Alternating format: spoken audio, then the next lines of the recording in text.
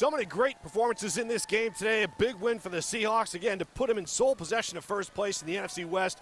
Ken Walker, Walt, had one of those days where he was having a strong day, 90-something yards, looking great. Then all of a sudden he busts one for 74. He finishes with 168 yards rushing and 2 touchdowns. What do you think of this young man? I think he's doing the job. I think he's doing exactly the things that he did when he was in college. And you're seeing every week, you know, he's getting his opportunities and you're showing the type of running back that he can be, you know what I'm saying? He's still making that one cut and go, you know what I'm saying? So, but, you know, a lot of times you still, as a young guy, you still see those moments with that safety.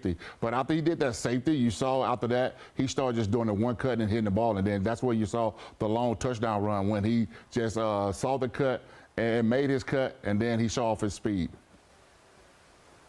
You know, this Seahawks defense gets a lot of credit for the way they started this game. The Hawks got out to a 17-0 lead.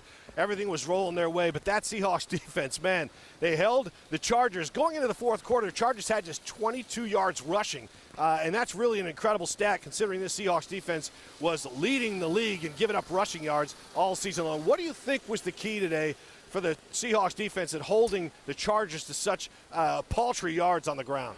You know what? I think it's all about the coaching and what these guys are doing. You got to realize those are young guys in the secondary. But for me personally, I see now that those guys are out there playing, not thinking. You know, you can go back and watch the earlier games and kind of see that those guys were thinking, trying to think about the plays, making sure they're in the right spot. And now you see these guys are in the right spots. They're this close at getting interceptions and making plays on the football. So you've got to be very impressed on the way that they're playing football right now, the way that they're getting better every week that they're playing this game.